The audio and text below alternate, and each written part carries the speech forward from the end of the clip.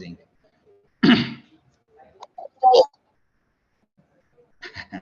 Nice. So welcome everyone for joining to this presentation. I'll be talking about solving the traveling salesman problem on Z-wave annealers. And this presentation is prepared by me, but also I was using a conversation with Bing to answer some questions. So if there's any incorrect statements there, it's most likely from that thing, not from me. So and the other thing is I need to give credit to people who kind of made it possible, which is of course Katie, Sid, and Travis, organizers of this meetup, but also the content in this presentation was made possible by another Sid, who wrote this article on solving the TSP problem. He kind of basically is the brain behind how you do it. And then there's also, I apologize, I probably am not going to pronounce it correctly, but Zawosi, if I'm using it right, is another person who put together a pull request into Amazon Bracket examples repository. And this used to work for about a couple of years up until D-Wave took their machines from Bracket, or is the other way, AWS removed the D-Wave machines from AWS Bracket. And so you can no longer run your programs in Bracket using D-Wave hardware unless you buy an AWS Marketplace subscription, which is 60 or 70 grand per year. So that's not something that most people can afford. And so, but I took the example that they've given and some of the sample data and was able to transfer it to what's called D-Wave Leap, which is basically just another platform that enables you to access the hardware. And I'll be showing a Jupyter notebook with the code. But I wanted to go through the slides first, just to give you an idea of how things work and what we're actually doing. So what is the traveling salesman problem, TSP for short? It's basically a computer science optimization problem where you're trying to find the shortest possible path to visit all of the cities, let's say on your map, or obviously you can have like a vision of a map that doesn't include all of the cities in the world, right? It could be in a state, in a specific region, in your sales route. It really is the sales route is where it came from. And the path returns back to the city of origin. And the input is basically is a list of cities and then distances between the cities. So I wanted to say that this problem is difficult, and it's difficult using exact algorithms, which basically evaluate all of the possible combinations of routes, and basically it becomes impractical at 20 cities, and it's basically runtime complexity is big O of n factorial, which is really bad. Like for somebody who's not a computer scientist, think like just try to compute, factorial of 20, and that's the number of combinations that you need to process. And so on the right, you can see an animation that shows you kind of how the algorithm performs. It literally just goes through every possible combination. But there are other solutions that you can use. One is branch and bound algorithm, and the other one is held cart algorithm. And basically their complexity is a little bit better, but it's not much better. But they are also kind of like, I guess, semi-exact as far as I understand methods of solving it. And there's also approximate methods. So simulated annealing is an approximate method for solving TSP. And the complexity is actually not that bad. So I wanted to say what simulated annealing was, because it's kind of in the examples and in the Jupyter notebook. It's a stochastic global optimization technique. Basically uses randomness to an optimal or suboptimal solution.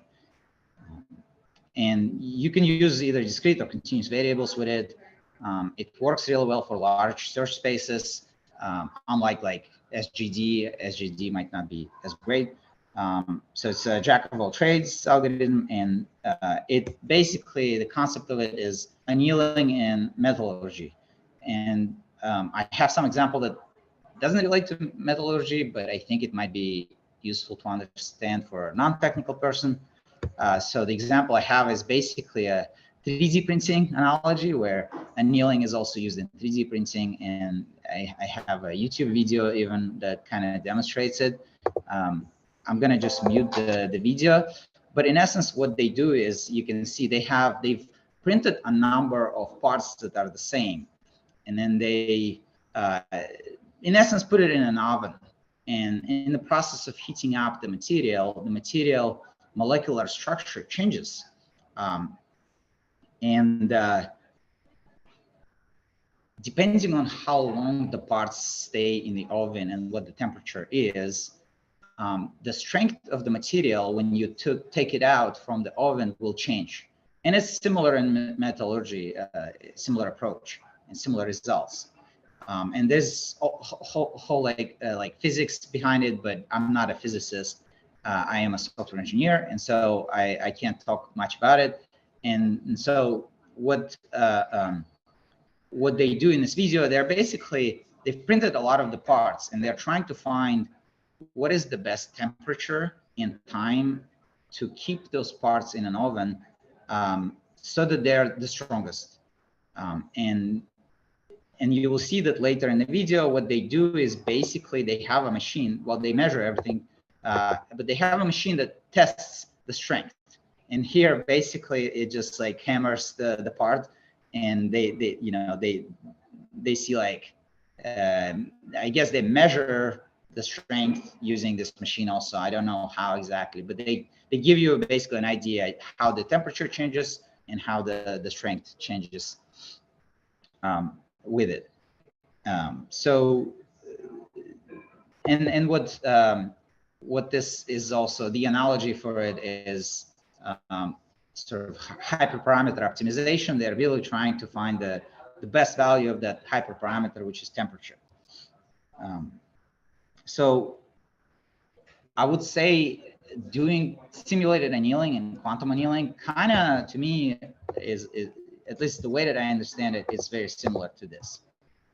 And in fact, I had a slide, I don't know where it went, but I had a slide that also shows you kind of like the view of simulated annealing, where the line jumps randomly. And basically what simulated annealing does, it tries random points in your search space and evaluates how well they work up until it hits that one place. And it's not just like, there's some more logic. I'm like dumbing it down basically, but that's in essence what it looks like.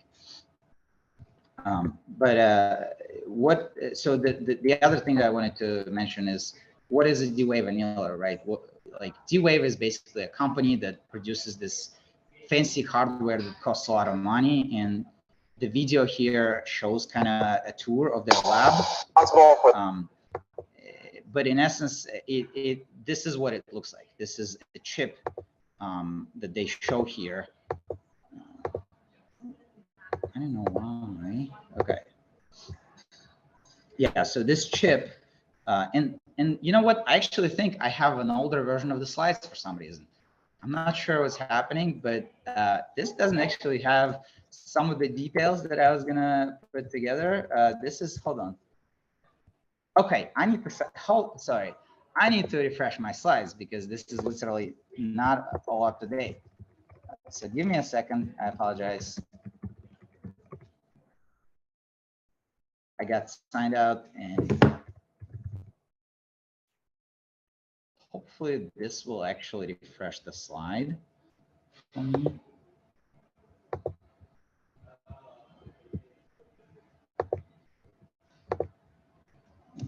Apologies for that. And actually interesting, because I was working on this computer.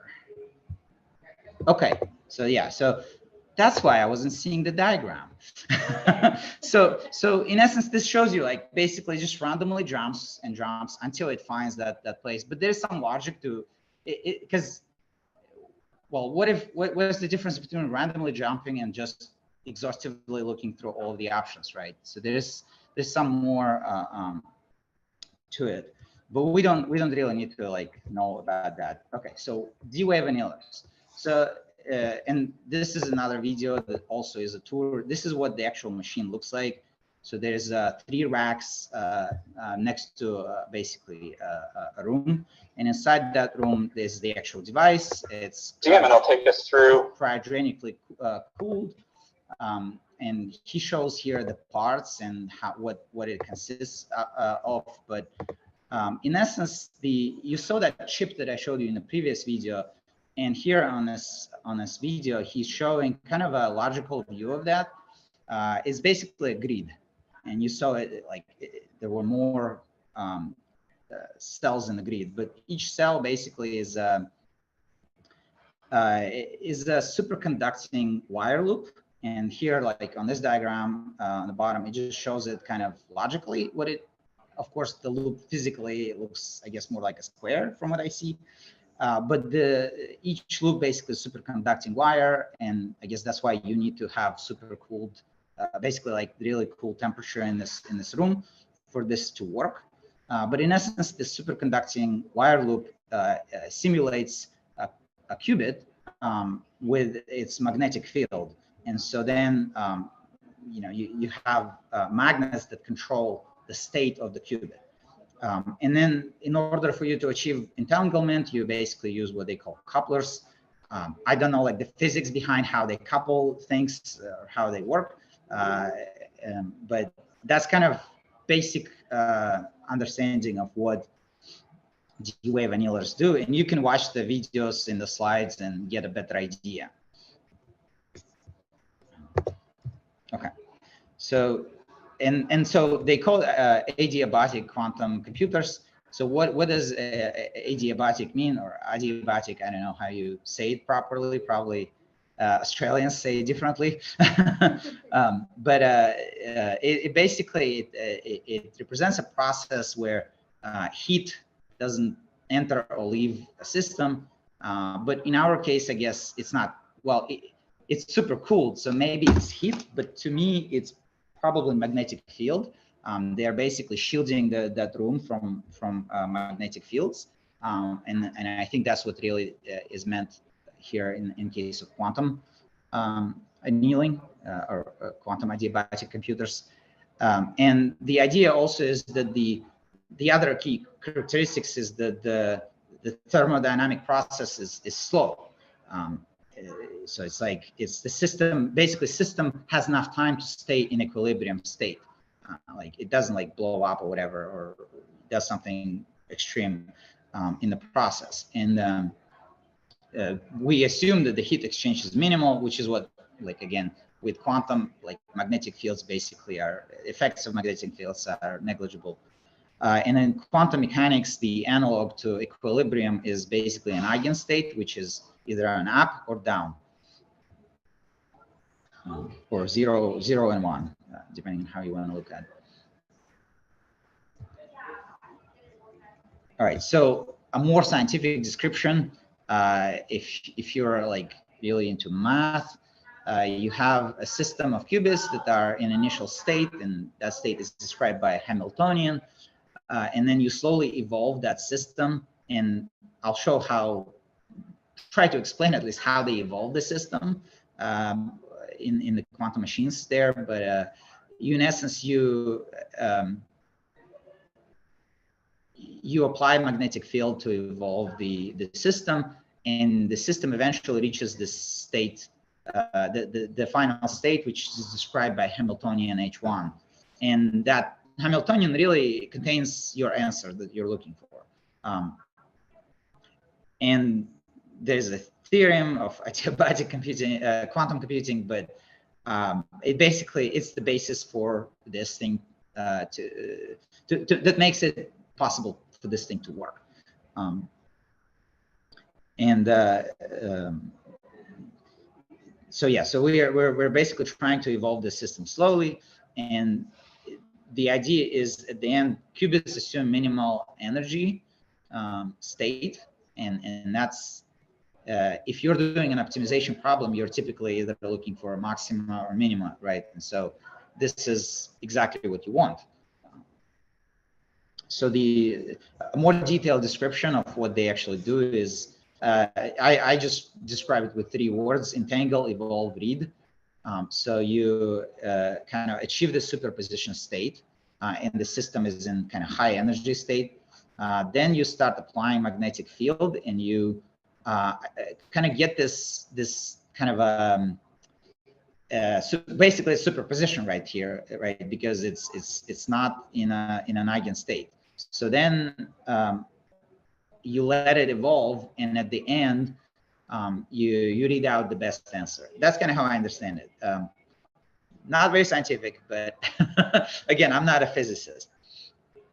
All right, so the differences between simulated and quantum annealing.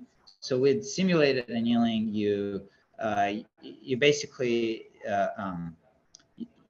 like your energy, I guess, is temperature, and then in quantum annealing is the strength of magnetic field that really is sort of acting as energy. That's kind of how I understand it. But also the difference is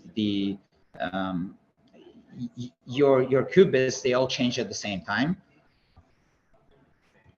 I guess with thermodynamics, I mean, your molecules are also changing at the same time. So not sure if that's really distinctive characteristic. All right, so how does D-Wave solve it? Because what I showed is like great, but like how do you take the traveling salesman problem and use those techniques that I described and somehow arrive to a Hamiltonian that gives you the optimal or suboptimal solution? So the way that they achieve this is they map TSP problem to QUBO, which QUBO stands for, it's the next slide, I'll explain, but quadratic unconstrained binary optimization.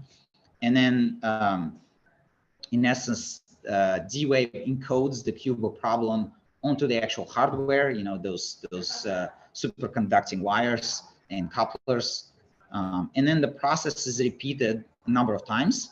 And because solutions are probabilistic, it's the same with the IBM machines, where you have to rerun the same experiment a number of times and then measure kind of the average of what you're getting.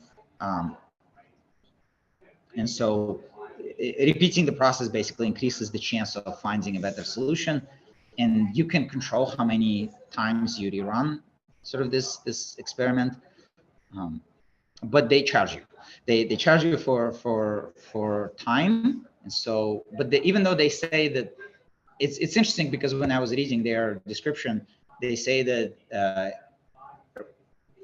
if you're going to a higher number, it's actually not taking a lot more time on the machine. So, but I've not really tried changing the number of experiments. So what is QUBO? Like I said, quadratic unconstrained binary optimization is basically a mathematical problem that you can formulate in a form of an equation. And the equation will have like binary, linear, pairwise quadratic variables, and it may include constraints. It's interesting because it says quadratic unconstrained, but it may include constraints. And what unconstrained really means is that the solution to this equation can violate the constraints, but you get penalized for violating constraints. And so what, in other words, what it allows a quantum computer to do is to find solutions that satisfy constraints without forcing the constraints to be satisfied. This is contrary to, like, if you were doing a classical algorithm, you'd literally have some sort of a routine that checks, does this solution satisfy this constraint and this constraint and this constraint? And you'd run, you know, over all of the solutions many, many times to find sort of one that satisfies that. All right, so how do we build QUBO for TSP? And this equation I basically just stole from Sid's article that talks about how to solve this problem. But in essence, you build an objective function. Sometimes I think in some contexts called like cost function or loss function, but here they just call it objective function. And the idea is that this equation looks fancy, but in essence, you see the sum here, and this is the sum of going from one CT to another.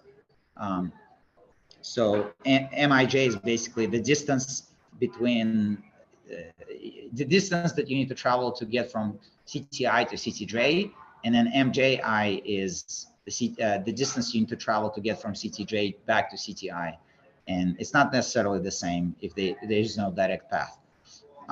And then Xij is basically it's a binary variable, right? That tells you it's 1 if the nodes are adjacent and 0 otherwise.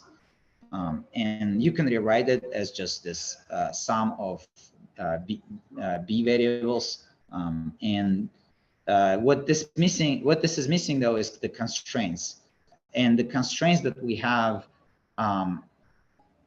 So in Traveling Salesman Problem, you can solve the vanilla problem, but if you want to apply it to logistics, the vanilla problem just deals in distance, like what is the distance between two cities. But in logistics, it's not just distance, right? You also need to weigh in, like, what's the cost of like gasoline, or whatever, jet fuel, or whatever you have, or what's the capacity of the airplane that I'm using or the train that I'm using to transport goods. And so if you look at this equation, there's no way to write that in. All it has is the distance, these two factors, and you can't tell it like, I'm specifically looking for solutions that are favoring maybe not the distance, but they're favoring like fuel consumption. So there's really no way to encode that, and this is where they apply what's called the Lagrange multipliers method. And you see that the equation ends up with this additional term that has lambda in it, and lambda is called Lagrange multipliers. And the way that I understand it is this additional term is basically a way to penalize or reward the objective function for finding solutions that kind of, basically it's a way to tell, is this solution closer to satisfying my constraints or not. All right, so next thing is sampling. What happens is basically the process of repeatedly running the problem on an annealer. So you sample different solutions from the machine, and the solutions are not guaranteed to be optimal. They can be like suboptimal, or actually can be non-solutions at all. That happens too. When I was preparing for this presentation, like I was able to see some examples where I just get garbage solutions that make no sense. You can then pick out of those kinds of the solutions and pick sort of the best one that you got. And the D-Wave solver for TSP, it already picks the lowest energy sample, but it only picks from the samples that it has, depending on, let's say you do 1,000 tries, or I think they call them reads. You only have 1,000 samples, so you might not find the best one either. There's also a term that they use, BQM, which is basically a more generic version of QUBO, and trying to talk intelligently about it, but in essence, all we need to know is really that D-Wave has this Ocean API that allows us to interface with the machine, and it accepts binary or spin problems. And spin problems are icing problems.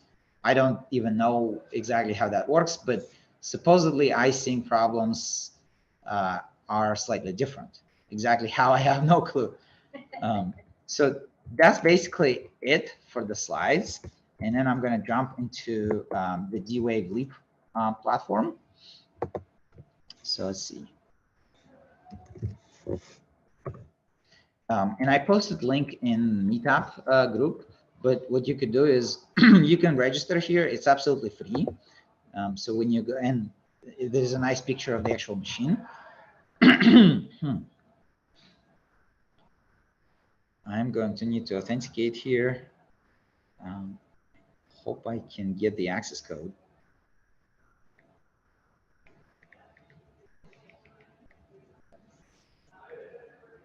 Does anybody have any questions or comments so far?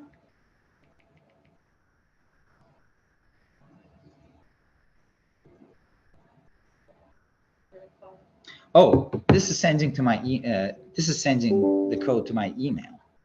Sorry, I was looking in my authenticator. Just.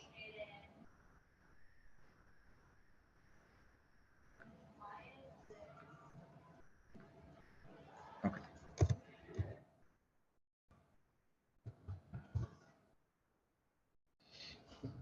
All right. So when you log in, what you'll see is this landing page that shows you demos. You can explore examples, and you start out with a trial plan, which gives you 1 minute of the time each month, I think, on the machine. Or no, for the first month, you get 1 minute of machine time.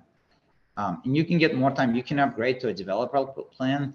If you post your code publicly on GitHub, they will upgrade you to developer plan. This is what I did.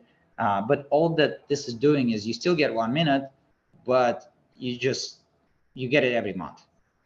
I think that's the only difference really between the plans. And if you look at this, you will see that there's different solvers. So there's QPUs, quantum processing units, and there's only one really in Europe, but there's a few devices in North America. There's this hybrid devices that I don't actually know how they function or what they do or if they better somehow, but they're also able to solve BQM problems. I don't know what CQM or DQM are, but the example that I'm going to show is running on an Advantage system, which is just purely a QPU. Let's see. So when you come here, there's on the top there's an ID workspaces area, and if you go there, you'll be able to create new workspaces. So you can just create one and paste your GitHub repository, or you can pick from the examples that they give you, and they have quite a few examples. But here I already created a workspace, so I'm just going to start it.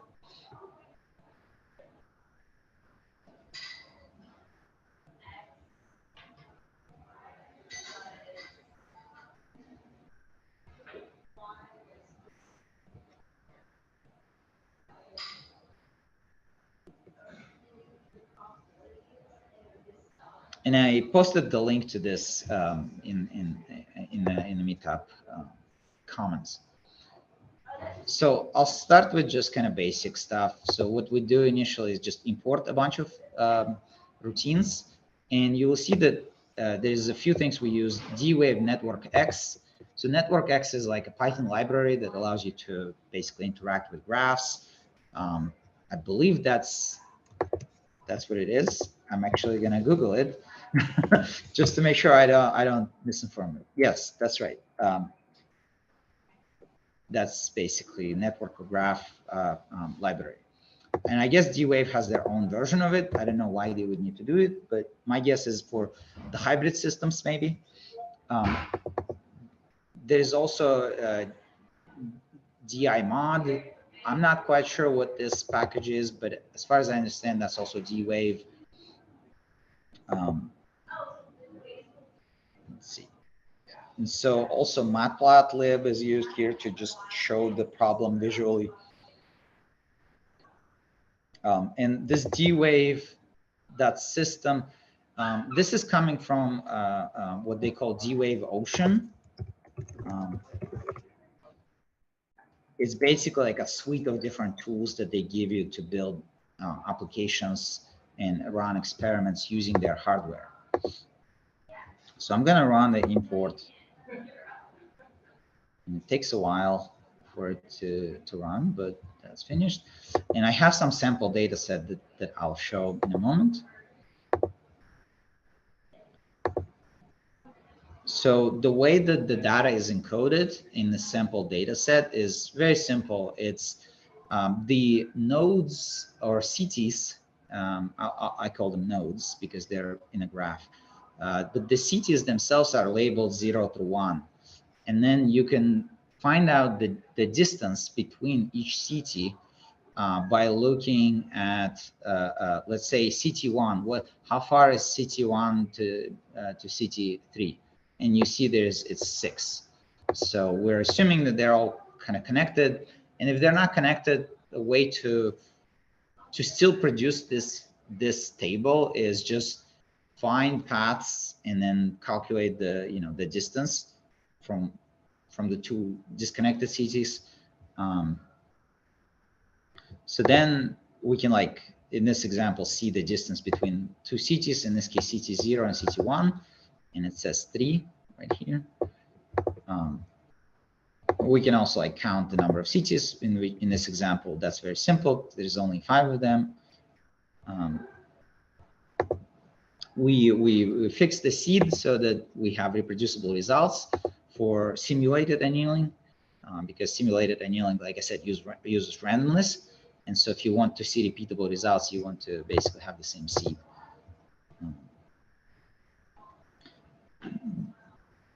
This example just kind of computes, well, as far as I understand, I need this to plot the actual graph, and you will see that in a moment. The weights, basically, those are the distances right here. And so you can see the graph now, right here when I plot it. So you can see that you can get from every city to every other city here. So fully connected, and you can see the distances. Now, this is the part where it's doing simulated annealing. So I'm calling this method called Traveling Salesperson, and I'm giving it a sampler, but the sampler is actually a simulated annealing sampler. So when a solution is evaluated, the solution is not being produced by a quantum machine, but is being produced by a classical sort of machine using the simulated annealing algorithm. And I also timed it just to see how long it takes to run. Right. So in this case, it took 4 seconds. It's not really like representative, because if you rerun it a few times, best thing is just to average it out. But I didn't do it for reasons that I can't really. I don't think I have enough machine time on the quantum machine, so I can't really like run 100 of examples and then average out. So I just did one, but it's kind of close, like 4 seconds. That's the time it takes. Now you can also do an exact solver, where the exact solver basically is doing an exhaustive search of all the possible solutions. And here you can see when I ran it, it took 1 minute and 30 seconds. So if I start like adding more nodes, it will quickly take hours and days and months and years. And so that's why we try to use other algorithms, and that's where quantum annealer comes in, right? Where, yeah, simulated annealing is great. You can still kind of solve it on a classical machine, but maybe you can do better with a quantum annealing. And so I have to actually wait for this to finish. I'm in the 30, and so now would be a good time for like questions if anyone is curious, wants to know anything.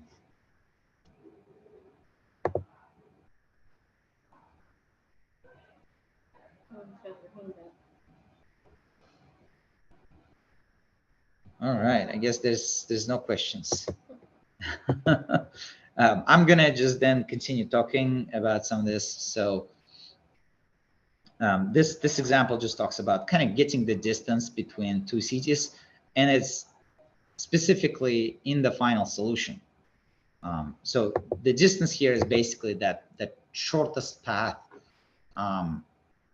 shortest loop, if you will, through all the cities. That's what this really is talking about. And this number is needed to compare the solutions. So then you run simulated annealing and you get the distance, and you can compare it with the distance you got from the exact solver. And then you can compare it with the distance you got from quantum solver. So then you can say, like, which one is actually giving me the optimal solution, which one is giving me suboptimal solution.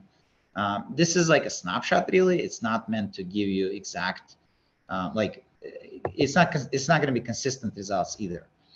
But you can see here, it took a minute, 30 seconds roughly to run. So then what the distance was with the actual exact algorithm is, well, let's see. So with the simulated annealing, the distance was 17. I have to replace this variable. I'm just gonna like duplicate this and use the other variable. So here I store the exact route in this exact route variable, and I'm just gonna plug that in. Okay, I think I may have broken something, maybe, no? Okay, I think I feel like I may have broken the code here, but one sec. I'll try to fix it.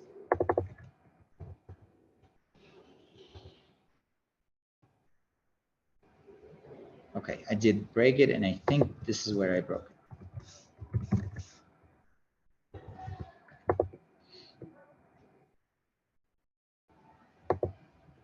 So the exact algorithm found obviously the best result, but it took a while. But the distance was 15, basically that the most optimal loop. And you can also print out the loop by just basically printing out this variable. And I actually printed it out right here, but so this you can kind of see what the route is. I'm not sure though why this is strange, because when I look at this, they're actually the same. So I'm not sure why the distance is different.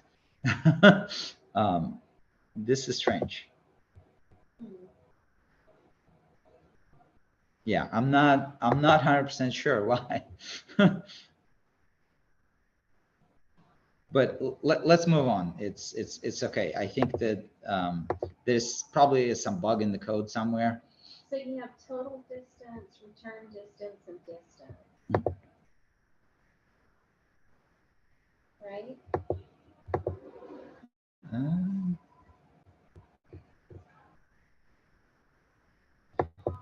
Total distance.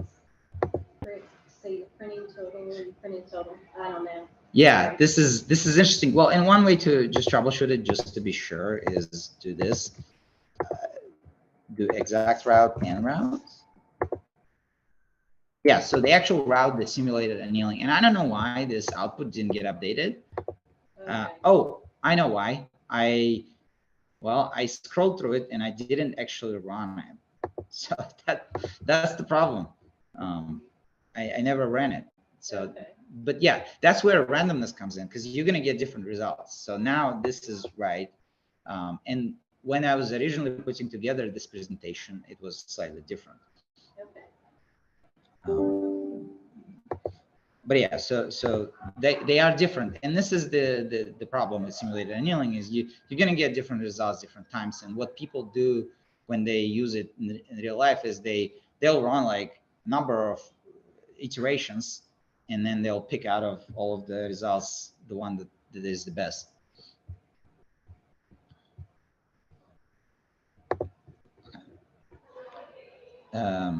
So this is also including the return path, but I'd have to like compute this. And so the distance between start and end, and then the total distance. This is just for the simulated annealing, and I can reproduce the same for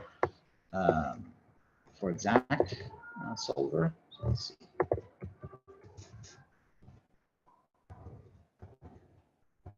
And that should be, oh, that's interesting.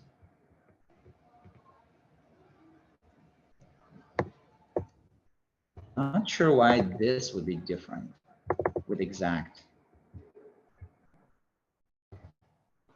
But anyway, I think I didn't mean to actually show any of this stuff, like any of the distances, but it's useful to just even see the total distance difference between exact and simulated.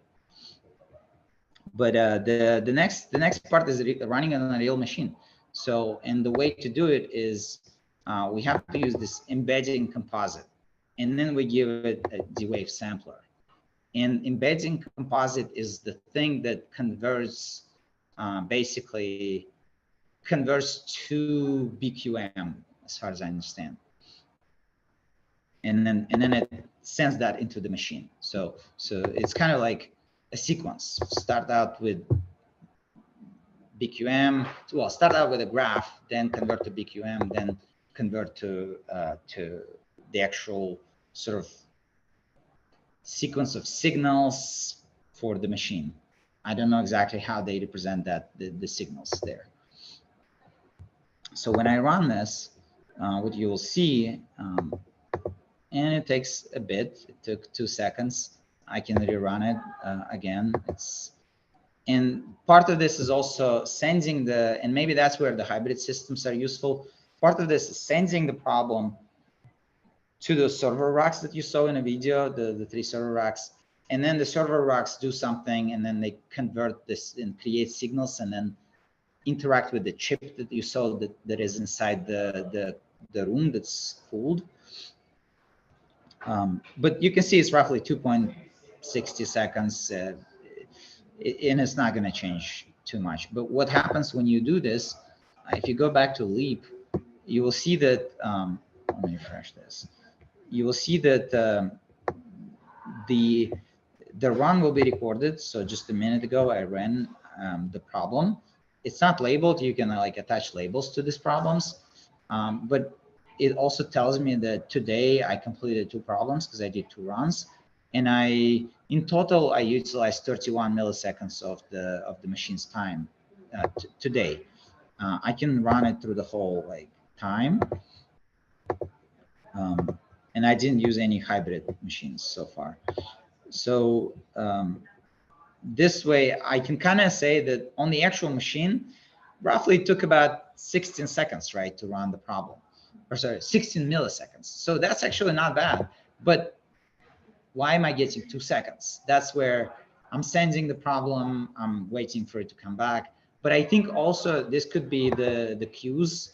I know that, you know, the IBM people, your problem kind of gets in a queue and before it runs. So that maybe that's what it is, because these machines are shared. They're not like, you know, like I get exclusively my machine. That's where you pay 70,000, right? All right, so let's see. The next part is the inner working of this code, how it functions, and what they call hyperparameter optimization. So I talked about those Lagrange multipliers, and basically we can randomly pick one and just run with it.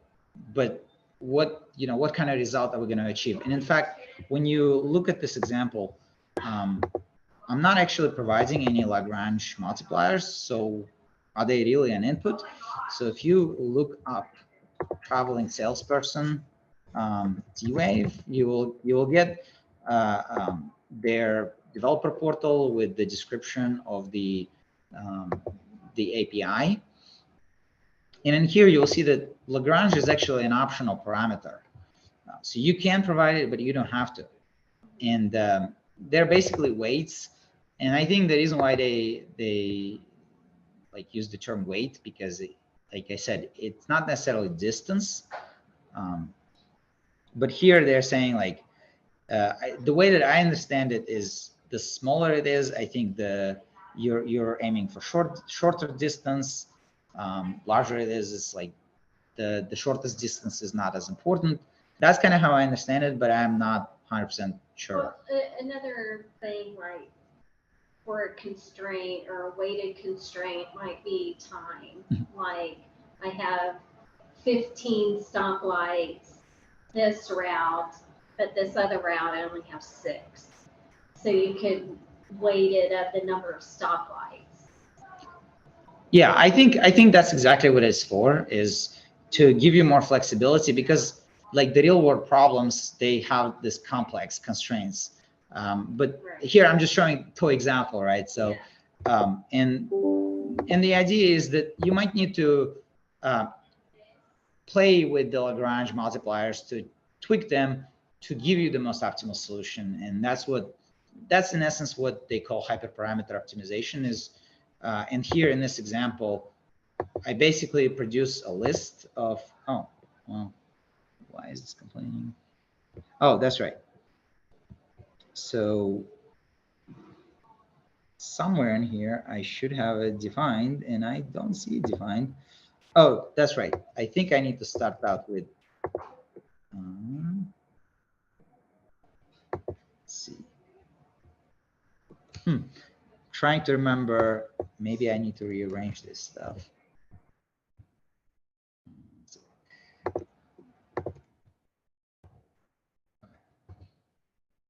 Yeah, so if I randomly pick like Lagrange, and this is called Lagrange parameter.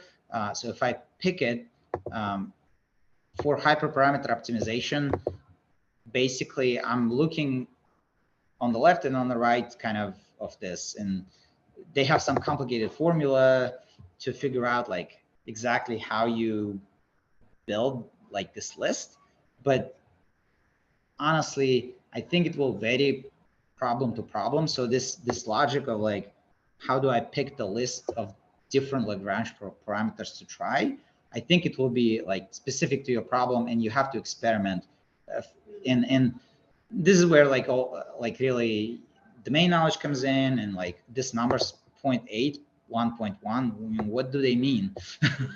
So that's where like you have to, I think, apply business knowledge to really come up with this. But in essence, you'll have some idea of like what is the range of Lagrange parameters that is sensible, and then what you do is you, in essence,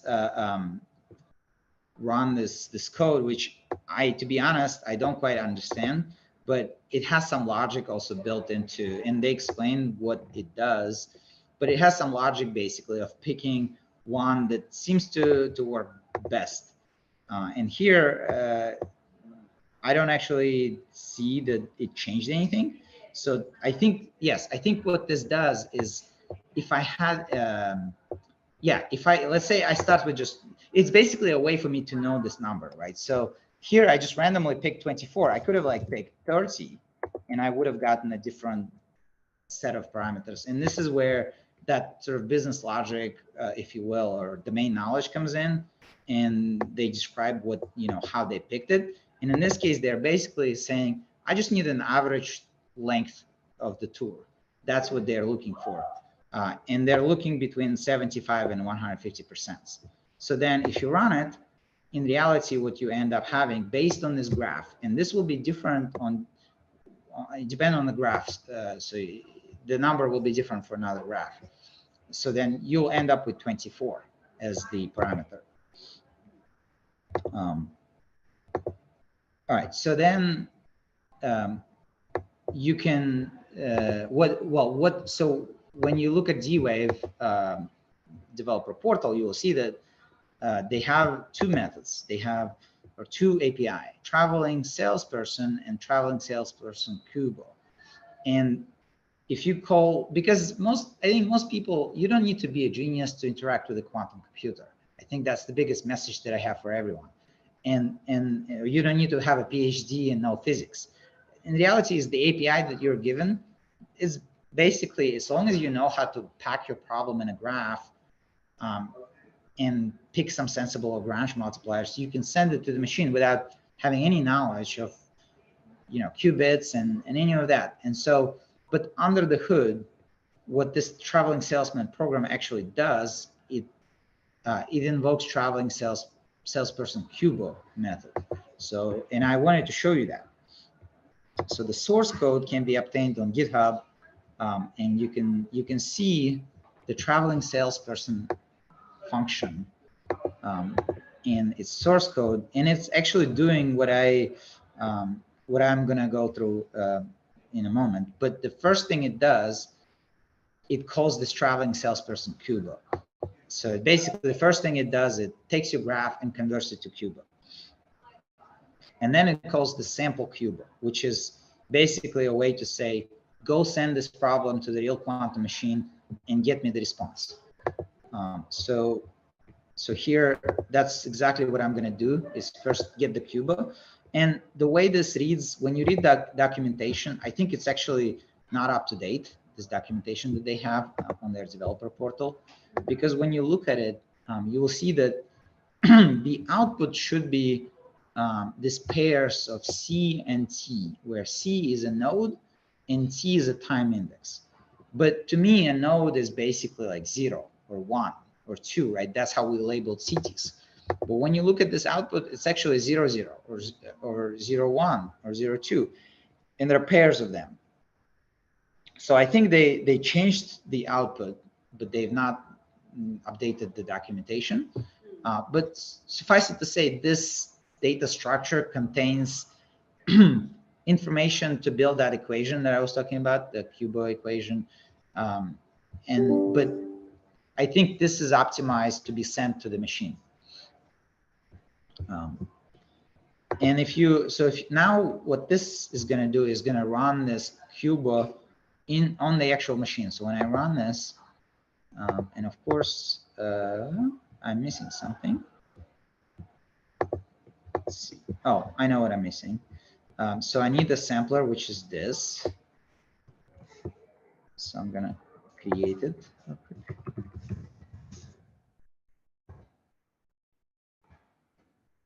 Okay.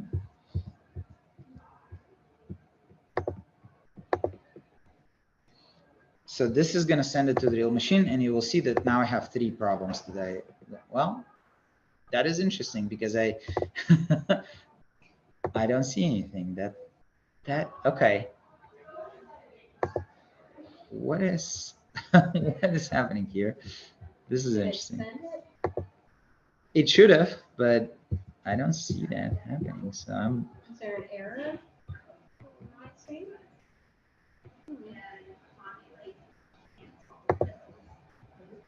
Well, unless this is not updating.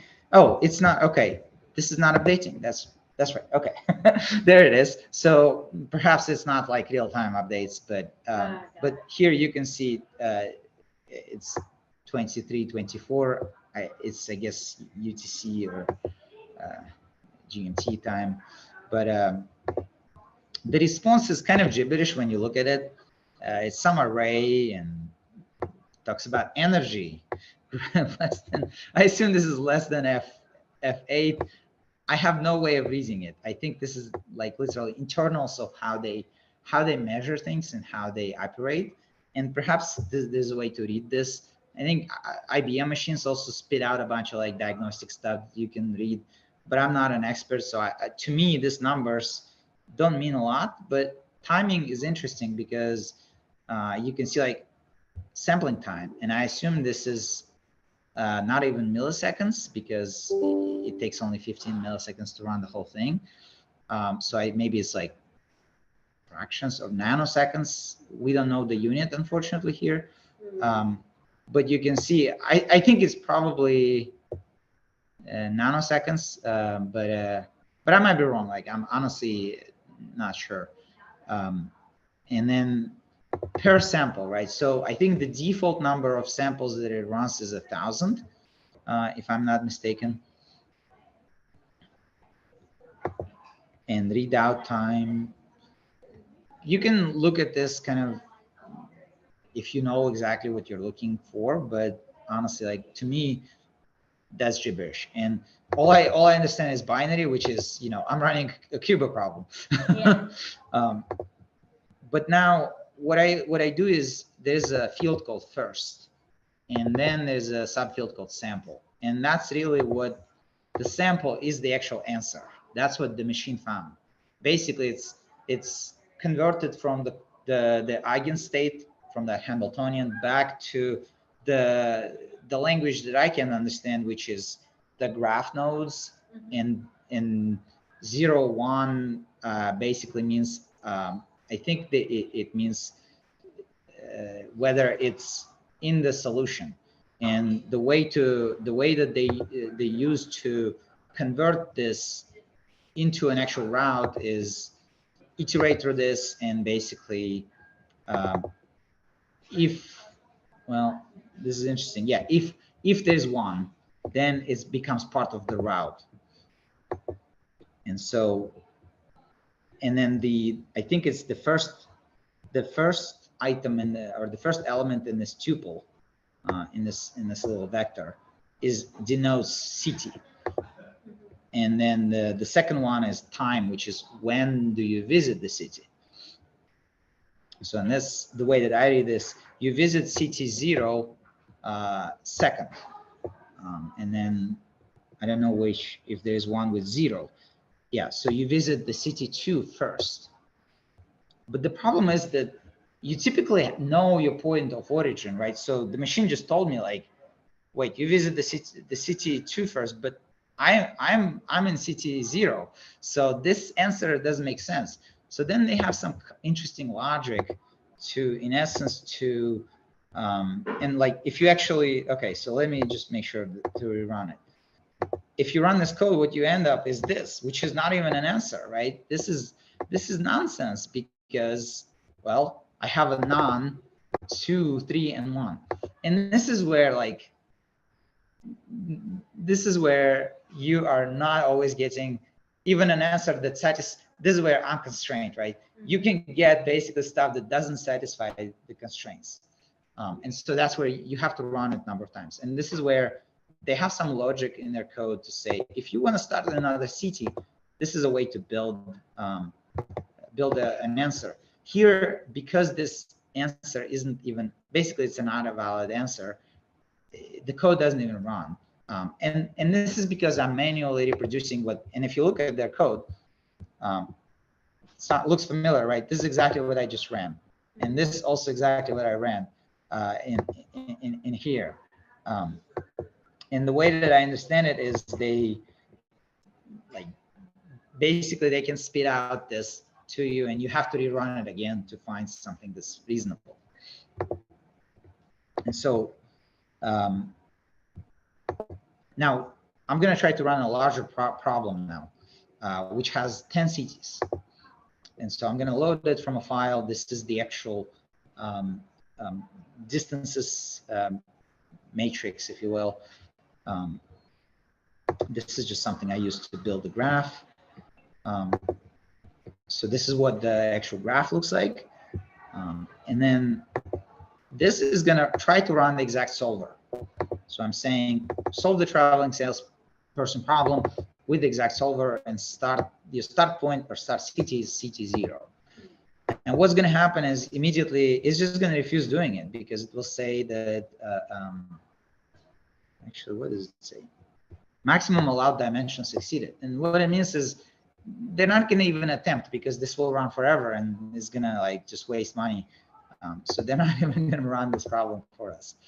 I can run this on a simulated annealing on classical hardware. And what I will get is, let's see. Oh,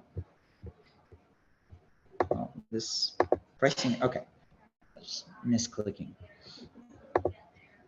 And this will take longer because the problem is bigger. So now you can see, like, in reality, like if you're solving, so this is where I worked for a company that was in logistics, and we were working in a warehouse where we're trying to find optimal routes for pickers to go through the warehouse and pick items. And they're not cities, but they're shelves, and you have thousands of them. So this is where, like, you saw, it's still running, right? This is still running on simulator. And, it took 30 seconds to run this problem, and it's only 10 cities. But if you look at a warehouse, you have thousands of shelves, and technically they are all.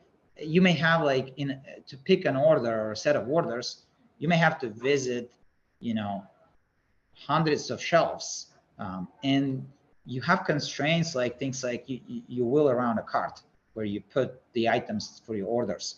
So the cart has a capacity, and you the other thing, you have other constraints like you need to get the orders out in a certain time, and so you end up in with all these constraints. And we were also trying to, on top of just grabbing the items, to reshuffle them. So you start having these complicated constraints, and you have thousands of shelves, and you're trying to basically evaluate so many different ways to solve this problem, where literally sometimes it took like hours, like 8 hours to solve the problem using classical computers.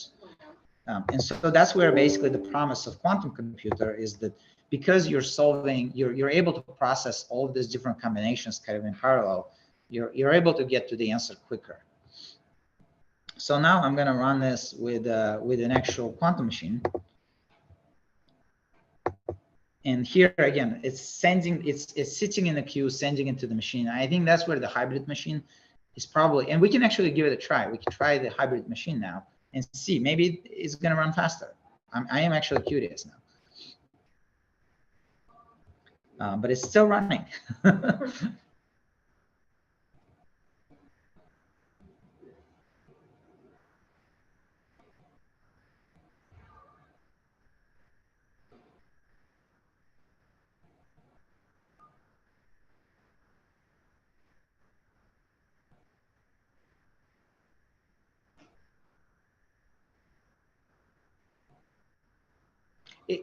One thing to note, it will be slower than simulated annealing, as you can see already. But again, I think this is where, at some point, when you have large enough problem, this becomes faster. That's kind of how I understand it. But I can be totally wrong. This is where I've not really experimented enough to tell you that, hey, at 1,000, CTs, quote unquote CTs, could be shelves or something else. It gets faster. So here it is, right? So this is the random nature where I got a non-answer again. This is not even a proper solution. So this is where you basically, and even if you solve it with a classical computer, you still have to run the same thing, because you're going to end up with non-solutions in the result, and you have to basically say it's a non-solution, reject it, rerun it again. And that's where you get hours, because you're doing this.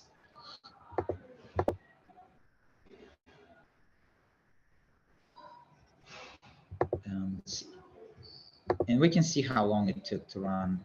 Well, I have to subtract. I have to compare and subtract what it was before. So now it was at 63, roughly 64 milliseconds. And then when it finishes, we'll see what it will be. So I kind of get an idea of how long it took on the machine. But I could have also gone with the approach of just running the sampler directly and getting the machine readings that I was showing you, wherever they are, right here. And I could have found out, all of those metrics from the sample itself. Okay, so this time we got a solution, right? So this is a route you can see is different from the original route. And I think one thing to try is, let's compare them, right, in terms of at least total distance. So let me grab that example that I had. Yes.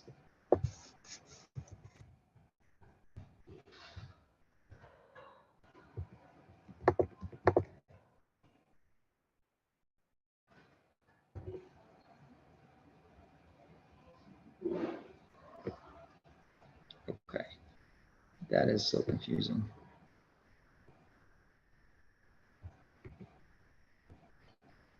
So this is another thing. So even though this looks like a valid sequence of numbers, I think what may be happening is that this is still not a solution. Let's check. This is gonna produce the same result, but I want to replicate it and rerun it again. And basically, what I'm looking for is, and I think the reason why we're getting an error is the the way that this is computing distance is, well, it's a connected graph, so I'm not sure why I would get this. Oh, I think I may know. Data, that's right. So, okay, I was using data refers to that small problem, the 5-city problem, but the variable that I used for the big problem is called data 10. Okay. That would explain why you're getting weird. All right, so I'm gonna give this a shot again. So I rerun the problem, and you can see on simulate annealing gave me a different route again. So now I'm gonna compute distance. So the distance is 336, and then let's try to do it for the quantum machine again, because I'm using the same variable name, so I overwrote whatever I had before. But let's see how long it took last time. So it took, well, I was at 64, so it took trying to do 15 milliseconds. So, and they say the number of readouts really doesn't change much. So I could bump that. Okay, let's see. And the way to bump the number of readouts is when we were looking at the sample QUBO method, I think it's on the sample method or it's on the sampler itself.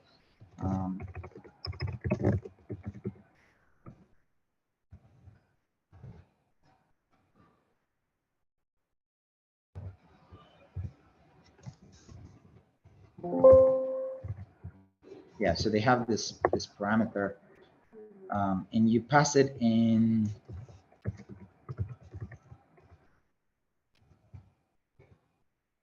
Yeah, so you actually pass it into composite, which is basically the thing that converts your graph into BQM.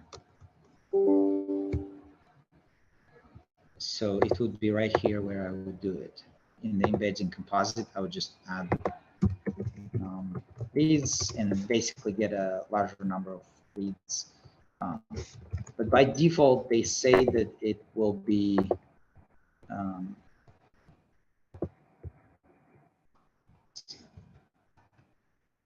somewhere in here. From memory, I think they say it's 1,000 times is what they do by default. But I honestly don't trust documentation because I saw it being out of date somewhat. Okay, so I think this time I got a non-solution again. Oh.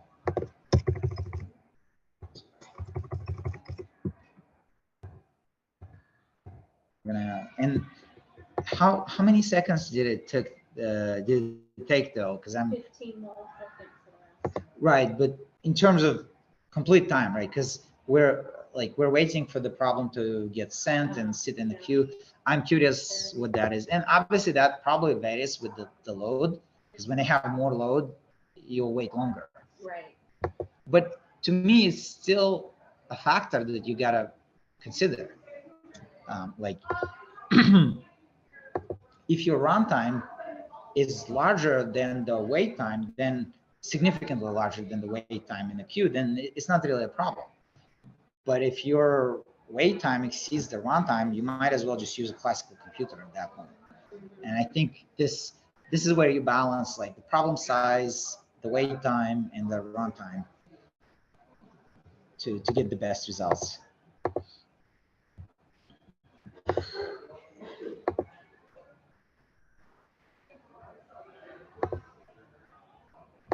And while this is running, what I want to do is create one that is using a hybrid system, just to kind of finish off the presentation, because this is really the end of what I wanted to show. So I'm gonna, so instead of D-Wave sampler, now there are other samplers. D-Wave hybrid.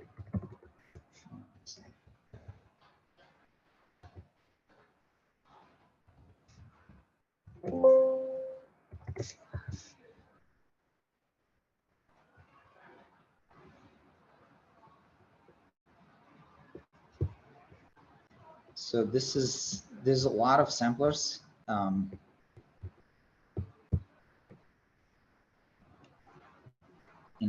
I think the reason why they have so many samplers is for different types of problems, because what I'm doing is just traveling salesman, but you may need to do some other things. That's my guess.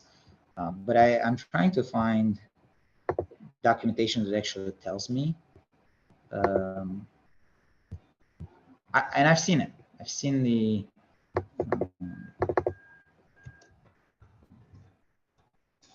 in the documentation that lists them all out. I'm not sure why I'm not finding it right now.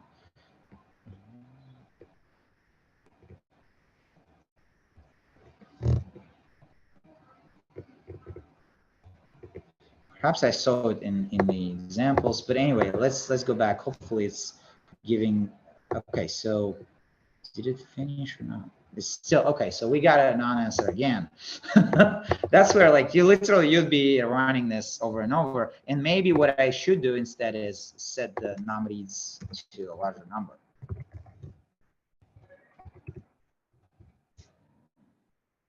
Make it like, they say it's not going to change runtime much, right? So let's test that suggestion and just run 100,000 examples. And so if you had used AWS bracket, they charged per number of tries or reads.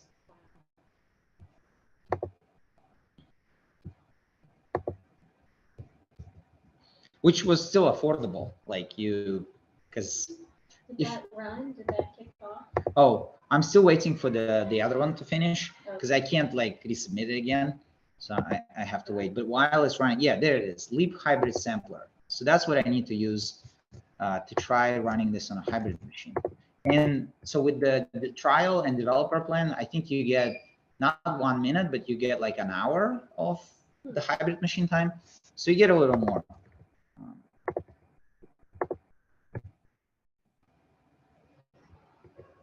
I think it takes 1 minute and 30 seconds, if I recall, to get an answer from this. But I should take note.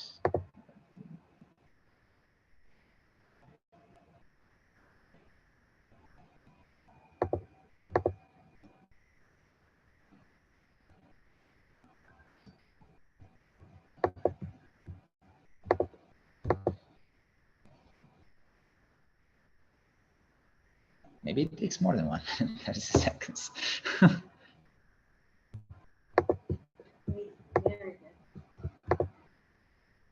Okay, so this time we also got a non-answer, but at least it didn't crash because non-answer because there's none. So now what I have is 100,000 reads, but I assume that embedding composite actually supports this argument, but that's where their developer portal doesn't really doesn't tell you much. Yeah, see, this is not something that you can give it. So just check. You can't pass in the parameters. Oh, I see. So this is where like this knowing knowledge of the source code. So it should be going to sample QUBO for the sampler. But my guess is this is just an unsupported feature, or maybe I'm not doing it right.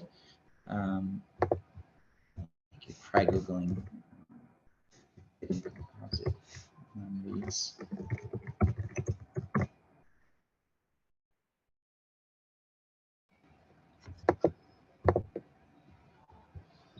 There are examples that are using that, so I'm not quite sure why I'm not, why it's not working for me.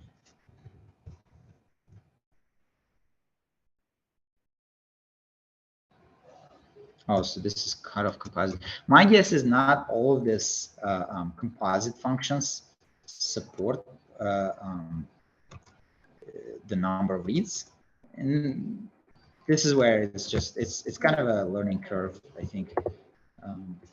Well, which is the intent of this, right? Yep. Is to try it out together and figure out what it does and how to do it.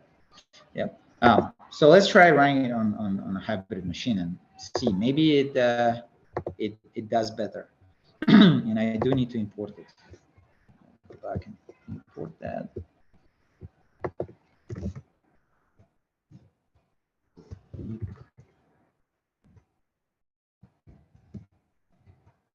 Oh, it's not composite.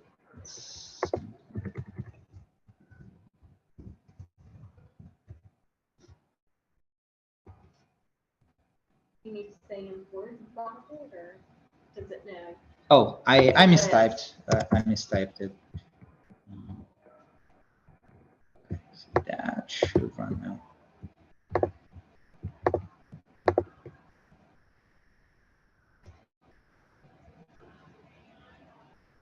Okay, well, that's the problem for another day. So I think that my guess is this also this composites. You can't just use any composite with any machine.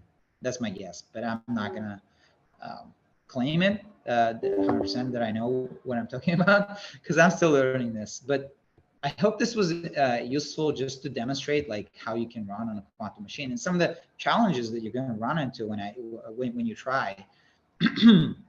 And some of the concerns that you would have when you try to solve real world problems on this thing. So thank you folks for coming, for listening.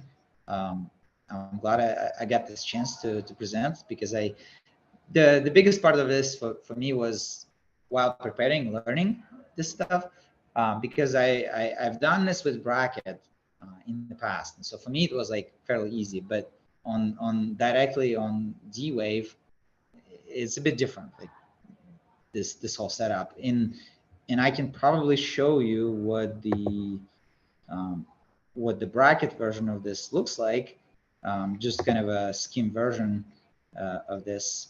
And it's on an older machine, and they go through like all the equations, all the math, but in the end what you end up with is they use bracket API to interact with the machine, and they specify the machine. And let's see if I can find. So this is literally kind of a clone of what I'm cloning what they're basically doing. And a lot of it is the same, but for bracket, when they get into bracket stuff, they just use this different sampler basically. Mm-hmm. But largely it's the same approach. So yeah, so that's it. That's all I had. Thank you.